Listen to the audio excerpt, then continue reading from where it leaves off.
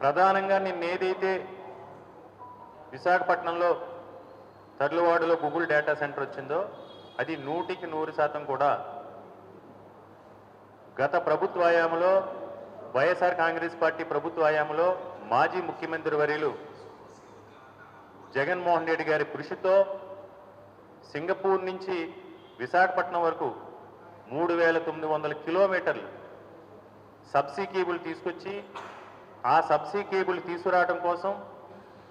విశాఖపట్నాన్ని గ్లోబల్గా ప్రపంచ దేశాలకి కనెక్ట్ చేయడం కోసం అదానీ వైఎస్ఆర్ కాంగ్రెస్ పార్టీ ప్రభుత్వం జగన్మోహన్ రెడ్డి గారు చేసిన కృషి వల్ల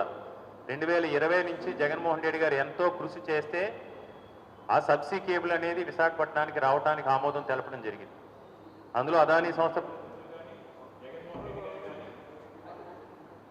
ఎనలేని కృషి చేయడంతో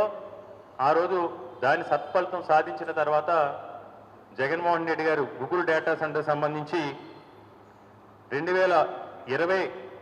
నవంబర్లో స్థలం ఇవ్వటం, 2021 మార్చి 9న సింగపూర్ ప్రభుత్వానికి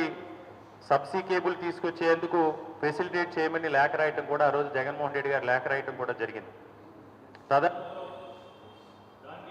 కొనసాగింపులో భాగంగా అదానీ డేటా సెంటర్కి అన్ని రకాల ప్రోత్సాహాలు కూడా ఇచ్చి సబ్సీ కేబుల్ వచ్చి ఇక్కడ డేటా సెంటర్స్ వస్తే విశాఖపట్నం ప్రపంచ పట్టణంలో అగ్రస్థానాన్ని నిలుస్తుందని జగన్మోహన్ రెడ్డి గారు కృషి చేసి ఆ రోజు 190 ఎకరాలు 2023లో జగన్మోహన్ రెడ్డి గారు అక్కడ భూమి పూజ కూడా చేయడం జరిగింది.